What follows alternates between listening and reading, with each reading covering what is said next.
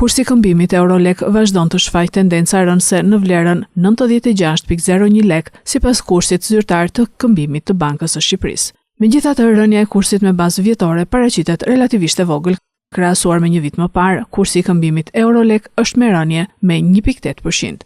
Agjentët shprehen se tregu i këmbimit valutor në këtë periudhë karakterizohet nga flukse të shtuara të monedhës evropiane, duke reflektuar në vija të përgjithshme edhe një efekt sezonal. Stabiliteti relativ i kursit vazhdon të mbetet te ndërhyrjet e vazhdueshme të Bankës së Shqipërisë. Banka Qendrore po kryen operacione periodike të blerjes së valutës me qëllim për të mos lejuar forcimin e mëtejshëm të monedhës vendase. Këto ndërhyrje justifikohen me objektivin ligjor të inflacionit.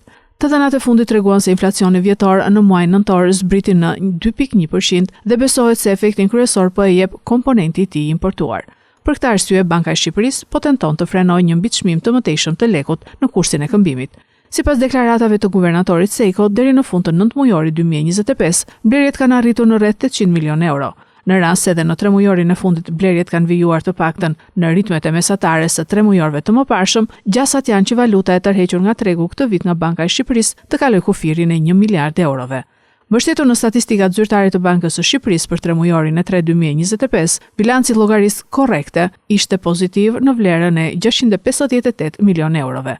Suficiti i llogarisë korrente shënoi një rritje të fortë me 90%, rreth 312 milion euro, krahasuar me të njëjtën periudhë të vitit të kaluar. Suficiti i 3 mujorit të tretë solli dhe daljen e përkohshme të ekonomisë shqiptare nga pozicioni jashtëm negativ.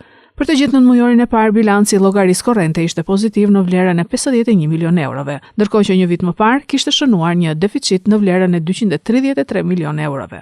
Duke shtuar dhe flukset e investimeve të huaja direkte të vlerësuara në më shumë se 1.2 miliard euro, bilanci hyrje-daljeve të valutës në ekonomi duket pozitiv dhe do të shpjegonte tendencat e mëtejshme rënëse të kursit euro-lek.